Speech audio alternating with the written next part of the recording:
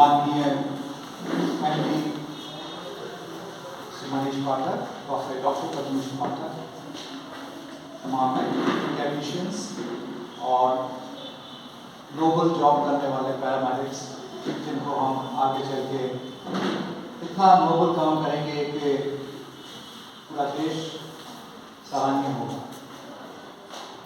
आज मुझे बहुत अच्छा लगा आप लोगों के बीच में आकर के, और आज का जो दिन है बहुत ही महत्वपूर्ण दिन है अपने देश के लिए, अपने नागरिकों के लिए। आज गणतंत्र दिवस है, इस सब की मैं आपको बधाई देता हूँ।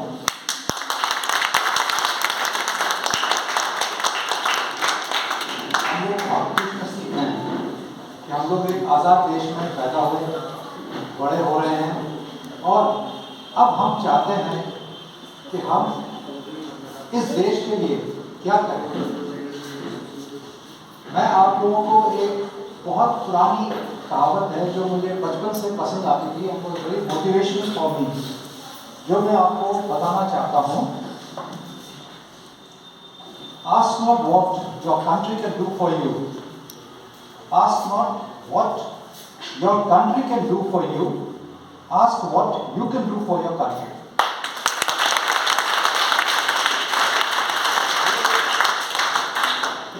एक ऐसी लाइन है जो यूएस के प्रेसिडेंट जॉन एफ कैनेडी ने 1960s के मिड के अंदर ये कही थी, और उस देश ने तरक्की करी, और अपन लोग भी उस देश के अब हम बराबर में हैं, कम नहीं है, और हम चाहते हैं कि हम और भी ज़्यादा ये तरक्की करें, और कोई सीमा नहीं होती इस चीज़ की। जितना भी अपन आगे चलेंगे और बढ़ते ही रहेंगे, नई नई चीज़ें आती रहेंगी, और अपन लोग ही है जो इसको और सराहनीय कर सकते हैं और इसको और बढ़ावा दे सकते हैं।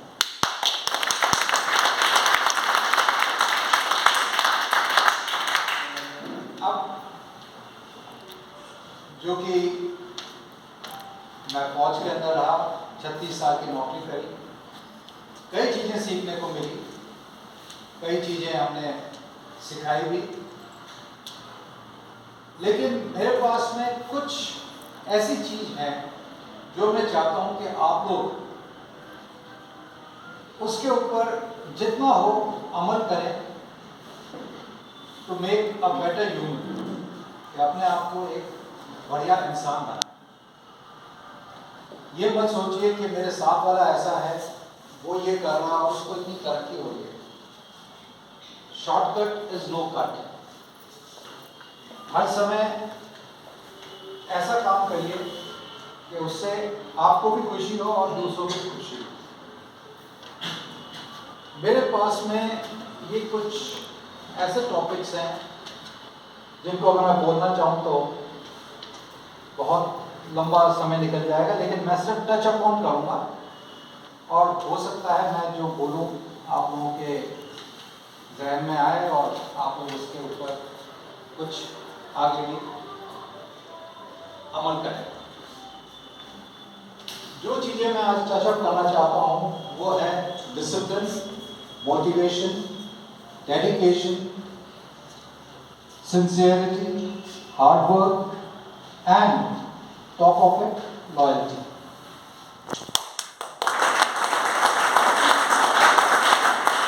डिसिप्लिन आप सब समझते हैं, मोटिवेशन प्रेरणा, डेडिकेशन अपने आप को संपर्क करना, सिंसियरिटी ईमानदारी से काम करना या ईमानदारी रखना, हार्ड वर्क कठोर परिश्रम, और लॉयल्टी यानी वफादारी का निष्ठा।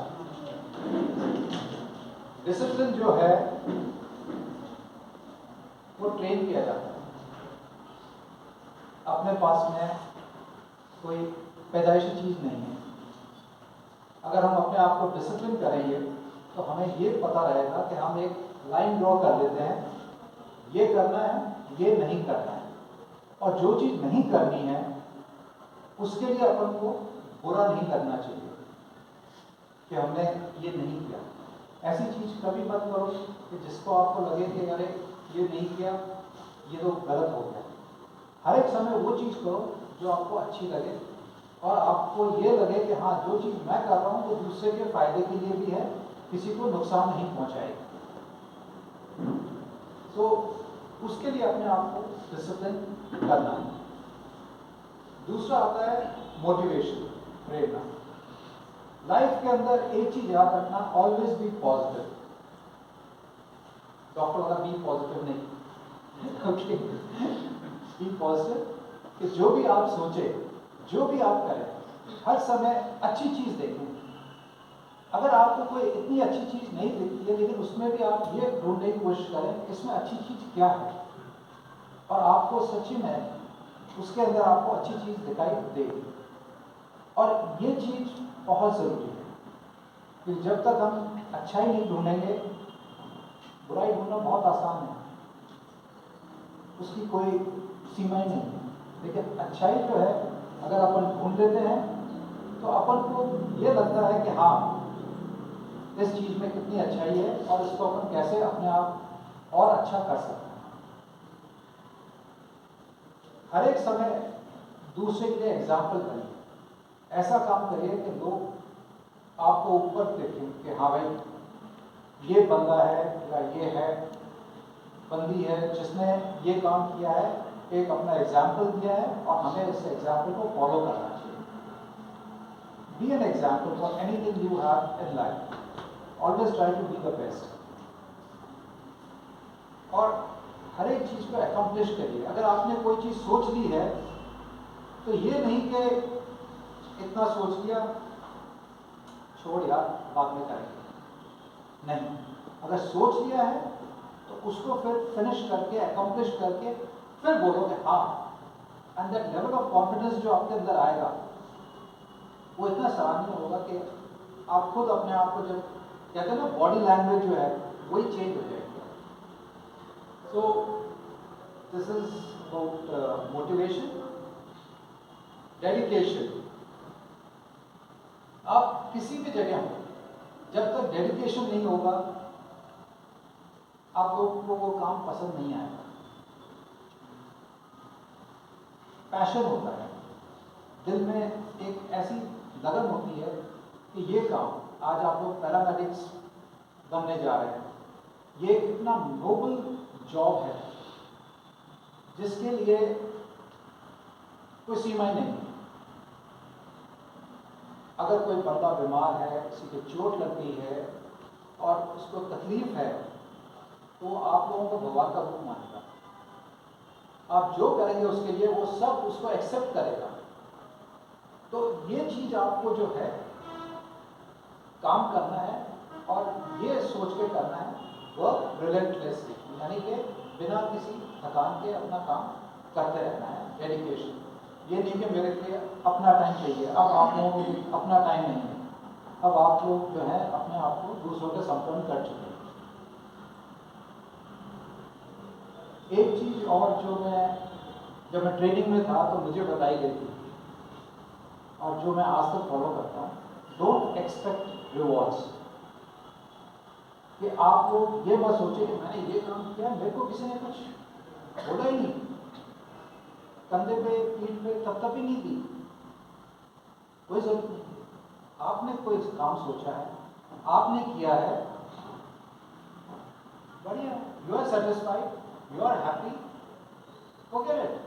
लेकिन ये मत भूलो कि जब आपने काम बढ़िया किया है तो दूसरों ने ऑब्जर्व नहीं किया, जो आपके सुपीरियर हैं, आपके साथ वाले हैं, हो सकता है वो आपको उस समय मुंह पे नहीं बोले, लेकिन वो मन ही मन देखेंगे कि हाँ, इन्होंने ये काम किया था, सराहनीय है, इट्स रियली गुड। एंड आपको फर्क महसूस होने लग जाएगा। लेकिन आपको कोई आकर के ये नहीं बोलेगा यार बहुत बढ़िया बैठा है, हमारे फौज में ये बहुत होता है। क्योंकि फिर क्या होता है, एक बहुत गलत चीज आती है, अपना मान बढ़ जाता है, अहंकार आ जाता है, अरे मैं तो बाकियों से अच्छा हूँ। और अहंकार कुछ लिमिट तक ठीक है, एटीट्यूड होना जरूरी है, लेकिन एटीट्यूड इन द पॉजिटिव। सो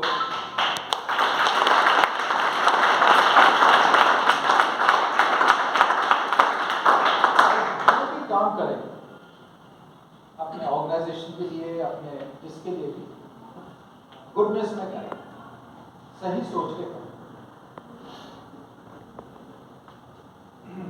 फिर आता है आपका सिंसियरिटी। सबसे जरूरी है हम्बलनेस। समझते हैं हम्बलनेस क्या होती है? कि आपको एक ऐसा इंसान बनना है जो कि सबके लिए खुश है।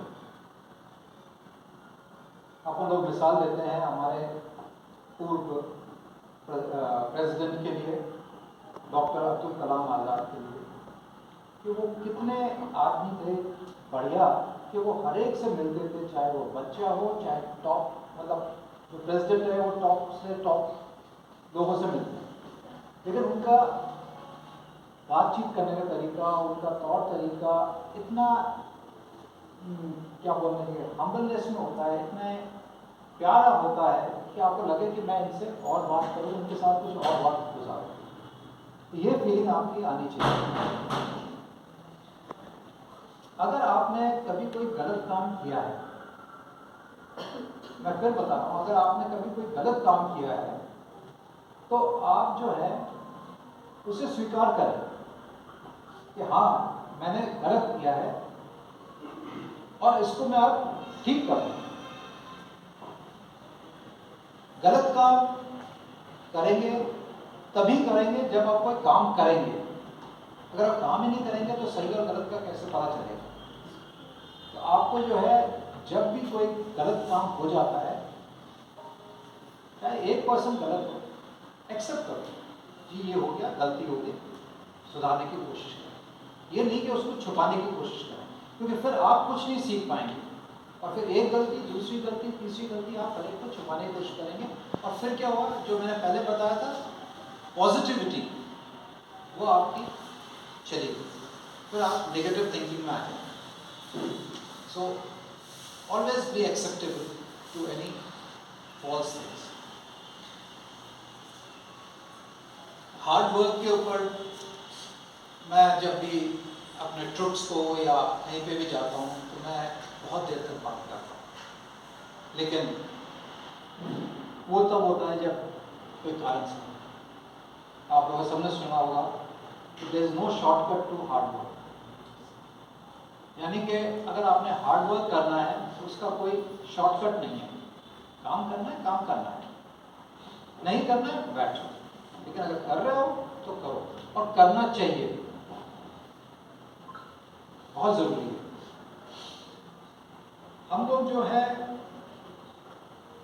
आपको कोई काम किया, आप एफिशिएंट नहीं है उसमें, तो लोग आपको उंगली करेंगे, अरे देखो आपने ये काम किया है, इसमें आपने सही नहीं किया। ठीक है, मैंने काम किया, क्यों नहीं, कमी है उसको सुधारूंगा, लेकिन ये नहीं कि अगर कोई आपको पिन पॉइंट करे और आपको फिर अपने शेल में चले जाए। समझते हैं शेल का मतलब क्या होता है? स्नेल क्या कवच।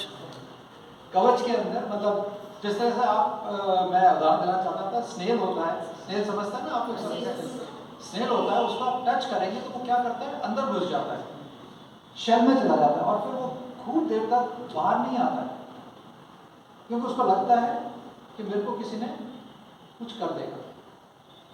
तो अपने आप को शेल में मत डालो, बाहर निकलो, उभरो और तरक्की करो और वर्क करो, वहीं नहीं रुकना। समझ रहे हो मैं बता रहा हूँ?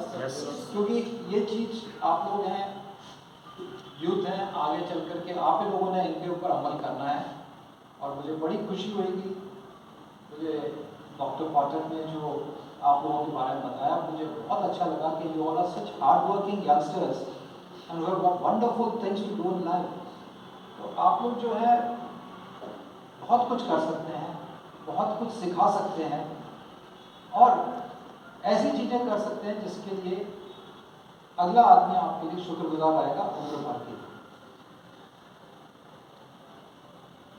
जब आप हार्ड वर्क करते हैं तो आपको एक्स्ट्रा आवर्स पुट ऑन करने पड़ते हैं, यानी कि अगर आप सोचें कि भाई एक हफ्ते में 40 घंटे निकालूं,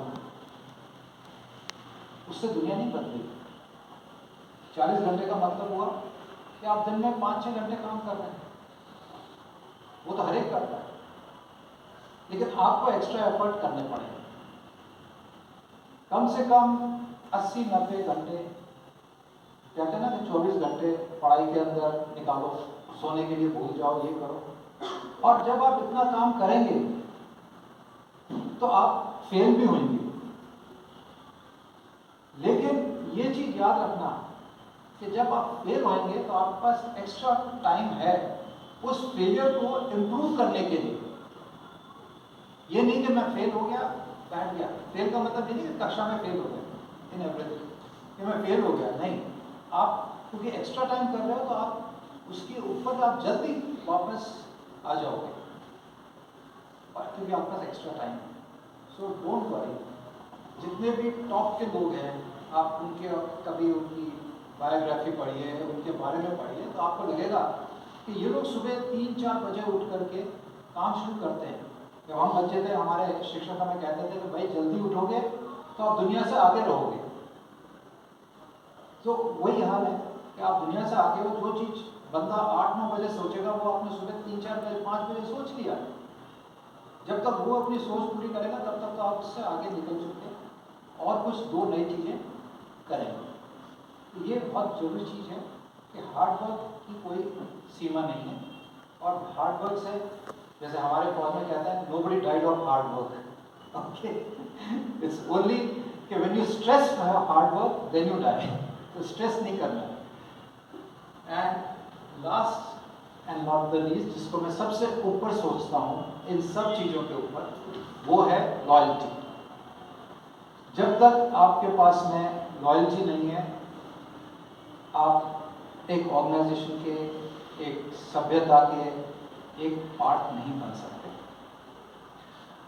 बहुत ज़रूरी है कि आप फेथफुल रहें, राइटियस रहें, ओबीडियंट रहें, डिवोशन टू ड्यूटी रहें। ये चीज़ें ऐसी हैं जो कि आपको आगे बढ़ाती हैं। एक ऑर्गेनाइजेशन के अंदर आप लोगों को भी अभी लगता होगा कि जब कोई बात होती है, कोई टीचर कहते हैं नहीं मैं उसको बुलाता हूँ, क्यों? क्योंकि उसमें कोई ऐसी चीज़ है जो बाकियों में उतनी नहीं है। मैं ये नहीं कह रहा कि नहीं है, उतनी नहीं है। तो इसलिए आपको ये सोचना है कि उसमें क्या है। लॉयल्टी जब आपके अंदर होगी तो आप लोग ऐसे बनोगे कि आप जो भी काम करेंगे उसके लिए आपको पैशनेट होगे। सो जो लॉयल पर्सन है वो सोचता है, कहता है और करता है एक कंपैटिबल मैनर में, यानी कि एक ऐसे माहौल में कि जो सबके समझ में आए।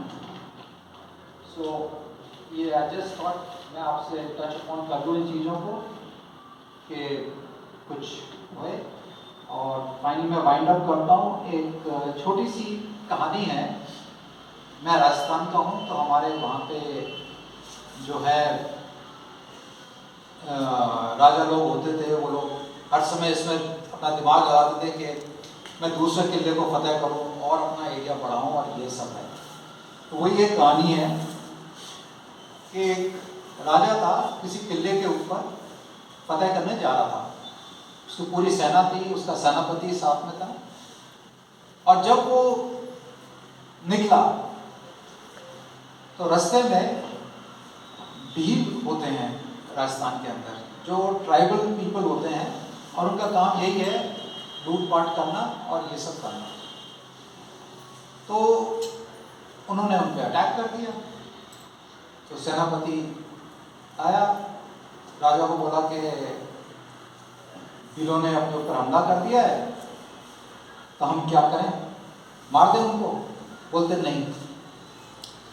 बोलते क्यों? बोलते उनको क्या चाहिए? बोलते उनको अपना राज खजाने में से कुछ हिस्सा चाहिए। बोले दे। सेनापति के समझ में नहीं है, बट राजा का हुक्म था, उसने गया, उनको पकड़ा। थोड़ी दूर और आगे गए, एक दूसरा कस्बा आ गया, उन्होंने भी उन पर हमला किया। फिर वो सेनापति पहुंचा कि क्या करें। उन्होंने बोला जो चाहिए दे दो, सिवाय हथियार के जो कुछ चाहिए दे दो, और अपने जानवरों के घोड़े और ऊंट और हाथी, इनके अलावा जो चाहिए उनको दे दो। ऐसे 2-3 हमले हुए रास्ते में। फिर वो वहाँ पहुँचे अपने मेन फोर्ट, जो गढ़ उनको जीतना था, वहाँ पहुँचे और लड़ाई करी और गढ़ जीत गए। फिर वापस आए। जब वापस आ रहे थे तो राजा ने हुक्म दिया कि जाकर के इस कस्बे में से अपना जितना भी खजाना लूटा वापस लेके आओ। तो सेनापति बोलता है ठीक है, हुक्म है, चला गया। वापस इनकी सेना पड़ी थी, उस कस्बे में से निकाल के ले आए। फिर वो जो जितने भी कस्बे वालों ने रास्ते में उनको लूटा था, क्या कहते हैं, उन पर हमला किया, उन सबको किया। जब वापस आया तो सेनापति ने पूछा कि राजा साहब, मुझे एक चीज समझ में नहीं आई कि अपन लोग जब जा रहे थे उस समय आपने ना मेरे को हमला करने दिया, ना उनको रोका, बल्कि उन्होंने जो मांगा आपने दे दिया। तो राजा ने जो बात कही वो समझने लगी थी। उन्होंने कहा देखो, अपना मुद्दा क्या था, अपना एम क्या था, उस किले को फतेह करना। उसके लिए जो हमारे पास रिसोर्सेज हैं वो क्या थे, हमारे आदमी, हमारी सेना और हमारे हथियार। अगर हम उनके अंदर भिड़ जाते तो हमारे आदमी जख्मी होते, मरते, और अपन लोग जो है अपनी एनर्जी जो है वहीं पे ही समाप्त कर देते हैं। और जो मेन एम था वहां पे नहीं था। बोलते इनको तो अपन कभी भी ले लेते वापस, लेकिन अपना एम क्या था वो था। इसलिए जो है मैंने आप लोगों को कभी नहीं किया। और जब वापस आए तो अपन ने जीत तो रहा है। आज मेरे सारे आदमी सलामत है, मेरे सारे हथियार सलामत है, और मेरे सारे जानवर सलामत है, और अपना राजपाट सलामत है, और अपन जीत के भी आए।